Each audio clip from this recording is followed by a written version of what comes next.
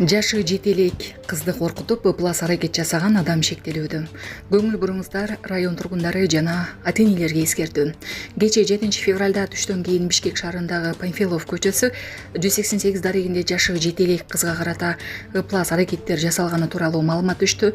Маалыматка караганда жашы жете элек кыз жеткирүү кызматынан буюм алуу үчүн сыртка чыккан учурда болжол менен 30-35 жаштардагы белгисиз эркек киши аны аңдай баштаган.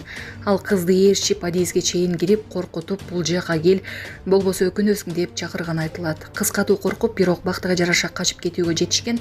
Окуя мындан да оор кесепеттерге алып келиши мүмкүн эле. Бул факты боюнча 1-май райондук ички иштер башкармалыгына арыз жазылган. Тургундар ата-энелерди сак болууга, балдар менен түшүндүрүү иштерин жүргүзүүгө, аларды жалгыз чыгарбоого жана үйдүн айланасындагы шектүү адамдарга көңүл бурууга чакырышты. Ошондой эле укук коргоо органдарынан бул адамды таап, тийиштүү чара көрүү суралууда. Эгерде кимдир бирөө же алардын жакындары ушул кишинин аракеттеринен жабыркаган болсо, милицияга кайрылып, арыз жазуу зарыл экени белгиленди. Булак Сокол Медиа. Усурду тазалап атабыз. Кайрадан өзү баш болуп, манасы болсун өзү баш болуп тазалап атат. Кечээ кеч болуп кетти эле, бүгүн келип тазалап атабыз. Эртеден бери келип тазалап, бүт жак таза болуп калды. Мына байшака, жаңы шакалар баш болуп өздөрү тертип жүрүшөт. Бул жактын баарын таза кылып, тер отасына таптаза болуп калды. Өзгөндө өткөн массалык каламан улактын уюштуруучусу Манас Ниязов оюндан кийин таштанды жыйноого чыкты. Бул тууралуу Өскөн райондук администрациясы билдирди. Көкбөрүнүн белгилүү оюнчусу Манас Ниязов ыктыярчылар менен бирге оюн өткөн аймакты тазалап жаткан коммерциялык кызматкерлерге кошулду. Бишкек ош жолунда каршы тилге чыгып, жол чыракка токтобой кеткен айдоочуга айып салынды. Бул тууралуу Ош облустук жол кыймылынын коопсуздугун камсыздоо бөлүмүнөн билдиришти.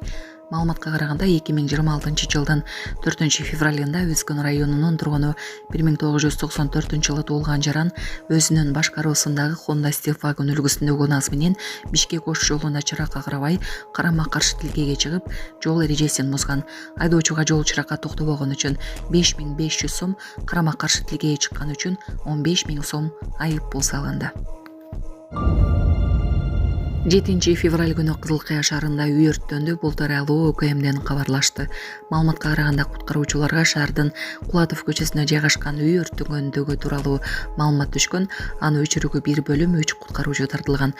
Өрттүн жалпы аянты 60 чарчы метрди түзөт.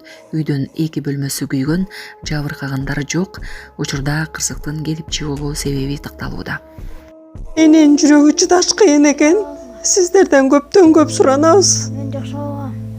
Апалар, аталар, эжелер жардам берилечи. Ассалому алейкум, урматтуу кыргыз элим. Буга чейин сиздердин жардамыңыздар менен Турциядан 5 жолу операция болуп келдик. Эми 2026 жылы 6 операциябызга муктаж болуп турабыз. Сиздерден ошо $10,000 акчабыз жетпей турат. Сиздерден көптөн көп суранам. Баары өзүбүзгө караштуу, мошенниктерден эмеспиз. WhatsApp номерибизге да чалсаңыздар болот. Биздики баары баламдын видеосун да көргөзүп турам сиздерге.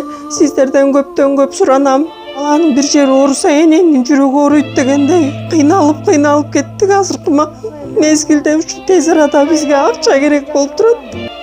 Баланын көзү жылтыраса эненин жүрөгү чыдаш кыйын экен. Сиздерден көптөн көп суранабыз. Баардык карталар өзүмө караштуу.